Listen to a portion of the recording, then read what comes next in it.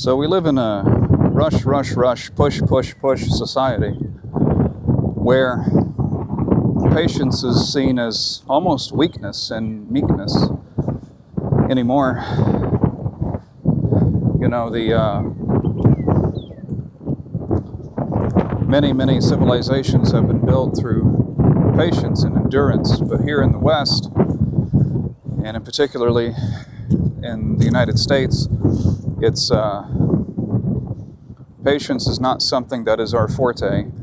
It's not something that we look to enhance or hone. And you see this in the way people conduct themselves out in public, the way they drive. Everyone's always in a hurry for everything, because we live in an age of instant gratification. This is nothing new. You already know this. We act on impulse and behave irrationally. And a lot of that is in large part due to our inability to critically think. You know, I said a long time ago that one of the most dangerous societies I would ever wish to live in is a society that no longer has the ability to critically think about anything, whether it is the ultimate issues of life and reality, or social issues, fiscal issues, even matters of a private nature. It seems like people simply don't have the ability to think critically, to really get in and examine what is a good solution, what is a bad end, things of that nature. Pause it. Every good thing that is worth doing well, and it takes endurance, perseverance, patience. And it goes against our baser instincts of wanting things done immediately, instant gratification, a drive-through society of which we live in today. And you have to hone in discipline. You have to train yourself to not be that way, to go ahead and control your impulses. You're not needing to satisfy your desires all the time. You know, most of the world well, I wouldn't say most of the world religions, but for example, Christianity and Buddhism both speak to the idea of diminishing the self and allowing things of the spirit to take over. We're not a very spiritual people anymore. It reflects in everything we do. It doesn't even matter that it's been on the decline for many decades now in America.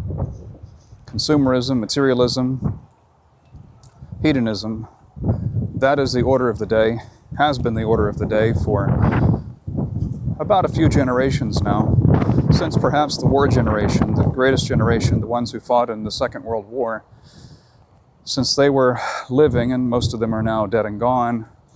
There's a few remaining from that generation. But that was the one that understood sacrifice, understood suspending pleasure, gratification for the common good or the greater good. But every generation that's followed them, from the baby boomer up until, where are we at now? Alpha, Z, whatever. It's been the opposite of that. And so what I'm saying is, and as this channel emphasizes, I mean, the title of it is Musings. I'm just going over things with a more critical bent, philosophical kind of attitude and approach toward these issues of living in this world, but society as a group of people collectively, and how we have so, of course, lost our way. And it didn't need to be this way, but it has become this way.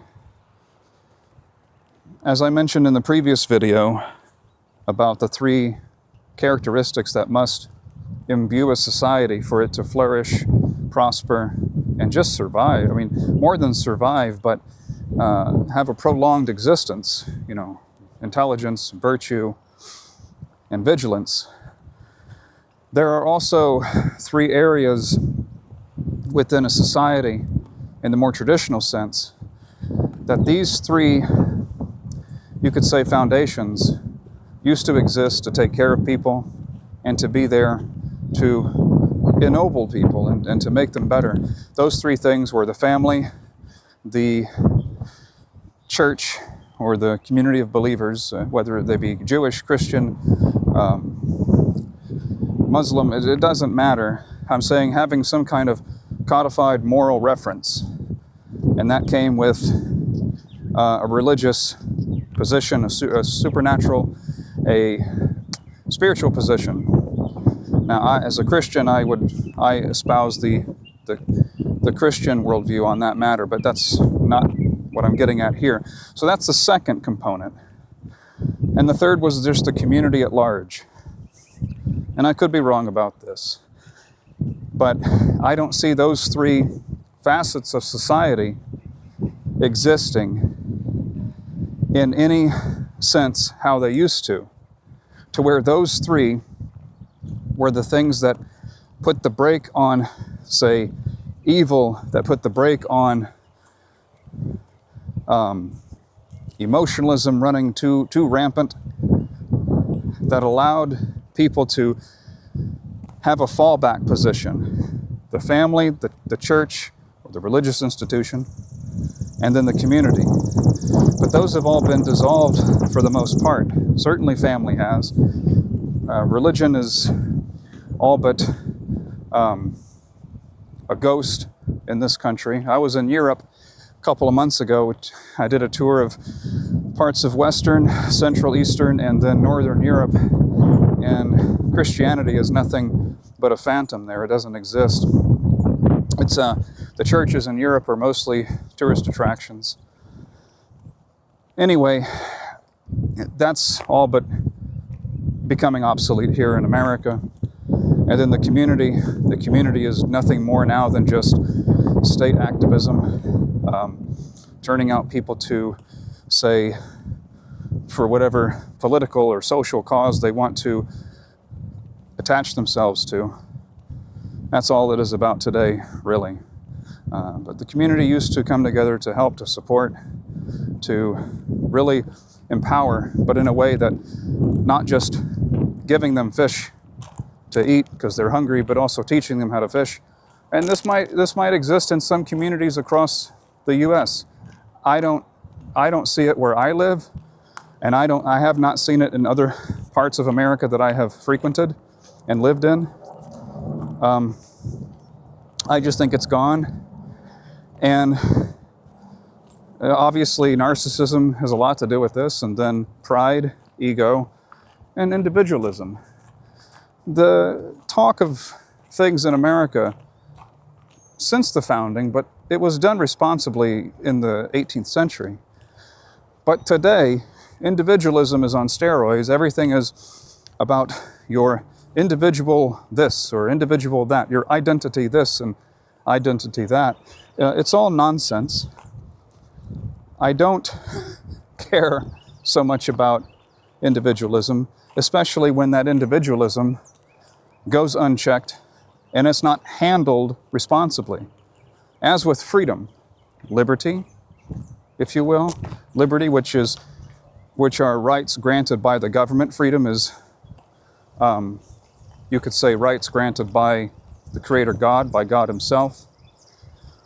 But that individualism, a person can be individualistic, but when it's handled irresponsibly, as it has been for the last 60 plus years, it leads to such certain selfishness and narcissism that nobody now sees a problem with. The things that were abnormal back then are now normative in terms of this idea, this attitude. And commitment to family, to a higher authority, such as, for example, God, or even their community, are completely stripped away and barren, because now it's only a commitment to myself. That's it. Therefore, we live in the most hollow and shallow of times, I believe, certainly in Western history, and I could honestly say in all of human history, all of human recorded history, the most shallow, superficial of times. I don't, for me personally, I despise the time I live in. I don't care for it. I think this is the worst of all possible times. I don't see the achievements that everybody likes to laud as great things in terms of technology. Yeah, sure, people are living longer, but so what? So what when your life is a miserable lot for the most part? Because there's empty. There's a great void when all you fill it with is individualism, hyper-ego, and narcissism. And that's what we get today. Look at our leadership. Look at the people who run corporations. Look at the corruption that is so rife in every aspect of American society. And just look at the average common individual who drives or goes to work or walks down the street. It's not going to improve unless, as I said in the previous video, those three traits are absorbed into the matrix of society. And then also these three things I mentioned, religion, community, and the family, unless those three things are uplifted to a healthy position